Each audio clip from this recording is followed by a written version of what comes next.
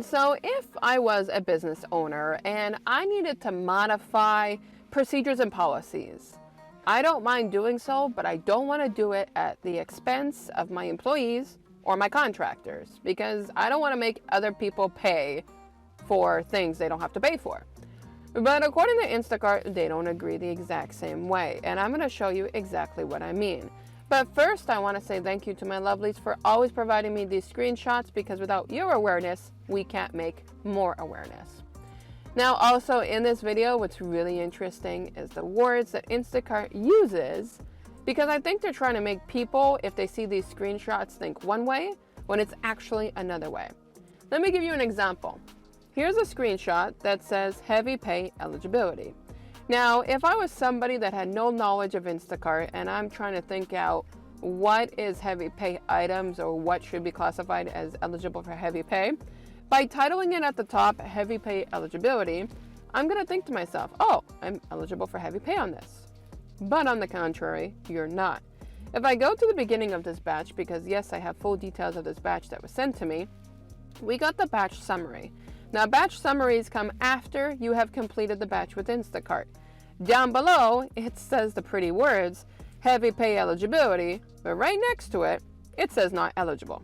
So once you click the not eligible, that screenshot is what's going to start to come up. So Instacart is trying to make it that if screenshots get out, they look prettier than what they actually are. Now, in this video, of course, I don't have every single thing that you're entitled to or not entitled to for heavy pay, but this was a complete batch. And considering the fact that I understand that for some people it is at the total of 50 pounds, it's one item 50 pounds, I understand everybody has a different terminology or explanation on how heavy pay works. But again, I can do math any day of the week. And if Instacart, and I've said this in previous videos, I've referenced this and screenshotted it, if they say heavy pay is 50 pounds or more per batch, this is another batch that's making it to the list. So let's look at some items that are not heavy pay listed. We got bacon, makes sense to me. We got Nestea, 24 cans of iced tea at 341 milliliters. So last time I checked, that's about a nifty 20 pounds. We got some mayonnaise, 1.8 liters, probably about 3 pounds. We got raspberries, which is fine. We got some cheese.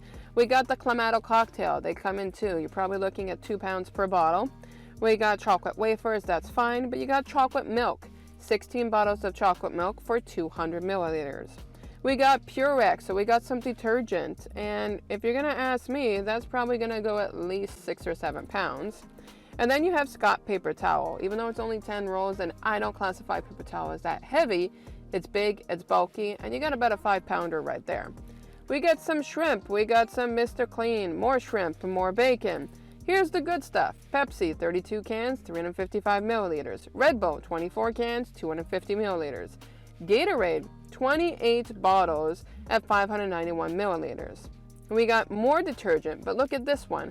4.86 liters. Like, that's a heavy one. You're looking probably 10 pounds plus for that one.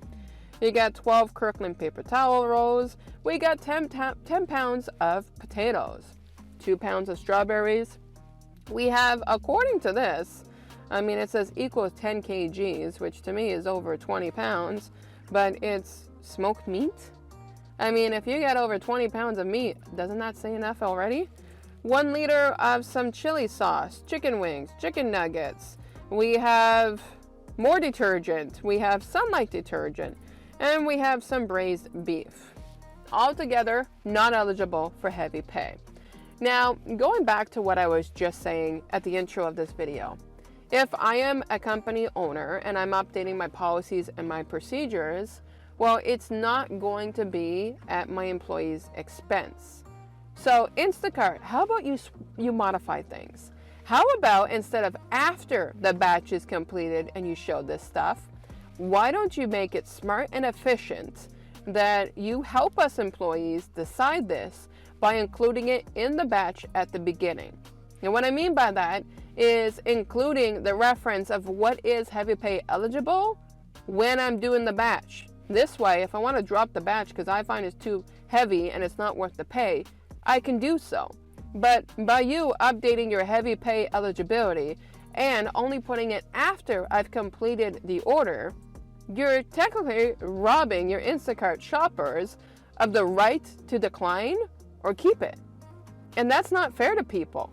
Update your policy and procedure any way that you want, but be fair to the actual people that work for you, because what's going to happen, people are going to try to get heavy pay added.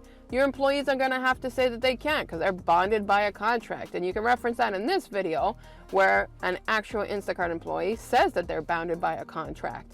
But this is not fair to the actual shoppers that do the work. Allow them to see it in advance, and then this way they can decide.